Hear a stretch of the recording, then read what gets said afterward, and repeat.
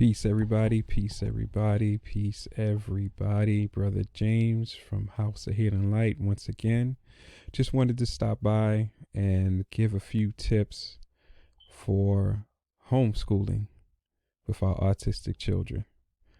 If you don't know, my wife and I have 3 children, 10, 8, and 6. All 3 are on the spectrum. And yes, we are homeschooling. So I just wanted to come before you all and just give you a couple of my tips, and I hope that they bring peace, a little more calmness, and a lot of learning to your homeschooling. If you remember the last video that I did, I spoke about Reiki. Now, I would always suggest, if you can, become a practitioner, so you can help to heal your child, help to heal yourself, but you also can help your children during this homeschooling session. I would always say that if you can, start off by giving them some Reiki. It can help bring down temper tantrums, help them to relax, help to bring down anxiety, help to make them calmer, to make them a little easier to deal with when you begin school. For us, it seems to be best if you can have them eat and things like that. And you definitely, if you can, give them Reiki during that time, just to calm them down, and then let them eat. You might want to take away their tablets and things, because that seems to keep them rowdy a little bit. So if you can, have them eat and just be calm, that's a good thing, a good way to start the day. And then throughout the day, obviously, whenever needed, you can give Reiki, especially if you take the Reiki that we give, where you'll get ethereal crystals, so you can also put crystal energy around them and the room. These things will help you to keep things calm, because that's the main thing we want to do to keep the classroom calm. Is you got to keep them calm, which also means that we have to work on ourselves. Since we're the teachers, we have to try to stay in a certain mindset, a certain mind frame, so that we don't accidentally make things a little worse. We all understand it's frustrating, especially since we're not trained teachers. So it's frustrating to try to teach and not necessarily understand all the different methods to teach. So, try to prepare yourself as best you can. I know for myself that's hard to do, because one of our sons doesn't sleep well sometimes. So it could be a week or 2 where he's just up at different times of the morning and breaking our sleep. And sometimes we don't get to sleep until late anyway. So, besides giving them Reiki, it would be good to give yourself some, if you can, before school starts, so everybody can be as calm as possible and have that stress level start off pretty low. One of the things that I find helpful is you might want to, if you haven't already, try to build in some break time. And when I say break time, I mean that could be different things for different families.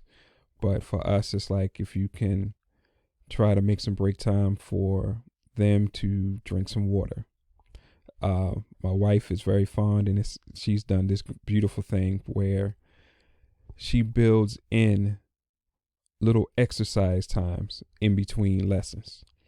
And our children are especially fond of Minecraft. So she found some Minecraft videos that helps to have them exercise. So they get little exercises, but they gives them breaks. Because we all know that when it comes to our children, their attention spans are not necessarily as long as most. So we have to take that into consideration. So at different parts of the lesson, different parts of the day, it would be good if you can find some way to give them a break, but one that would allow you to easily bring them back and make it fun, because, our daughter is definitely about having fun. If she's not having fun, then you're definitely going to lose her attention. So we have to think about how we can make learning fun. Also, we found that they learn in different ways. Like right now, we're turning more so back to paperwork. At first, we were using more visuals, like videos, and I mean homeschooling videos from different companies that put together plans for schooling. So we were using those, but we started to find that they would lose attention. Sometimes they be watching it, sometimes they won't. So we are learning now that you have to definitely study your child and find out which ways that they learn.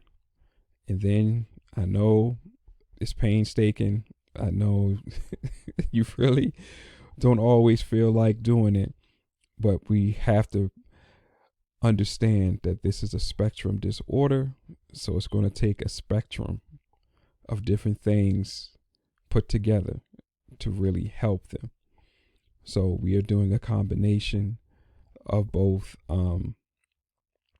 making sure that they're watching videos, but then they're actually interactive, they're doing writing, and this is all in the same day. So we're learning our children as we go, and we would advise everyone to do the same. And don't be afraid. And matter of fact, just come to grips with the fact that you're going to have to experiment.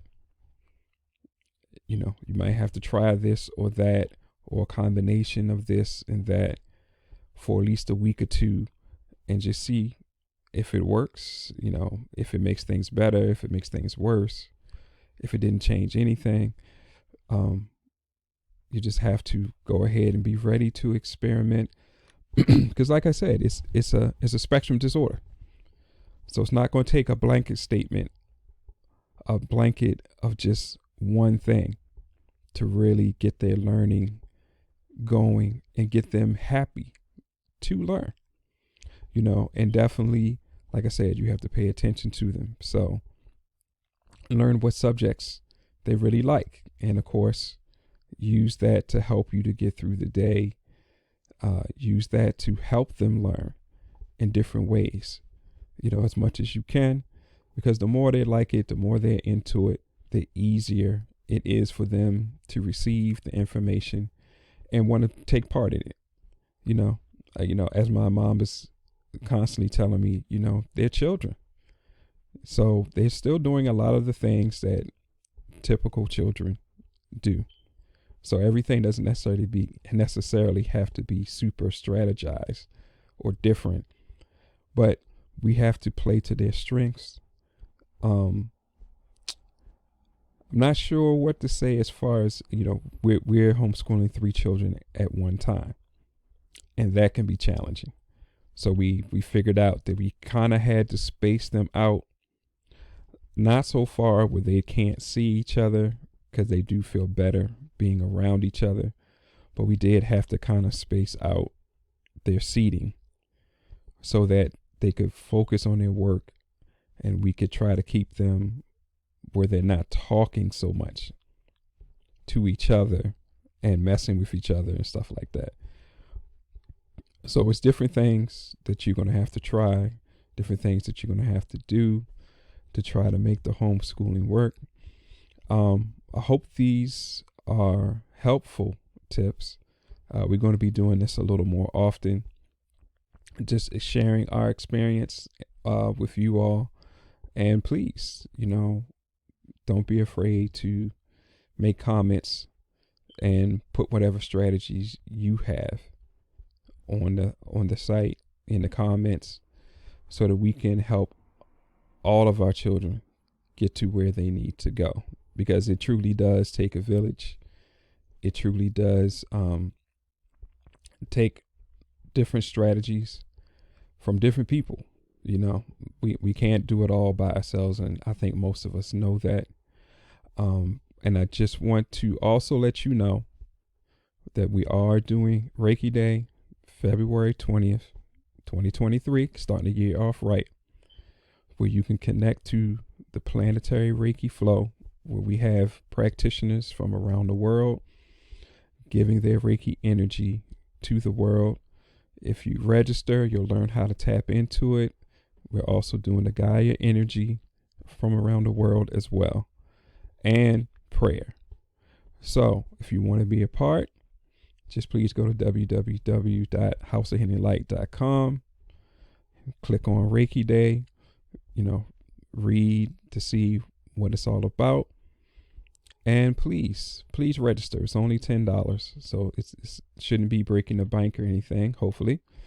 And we would love to see all of you there and to see the benefit of the Reiki, of the Gaia energy, of the prayer energy going to you and your children. So until next time, I will say to you, peace.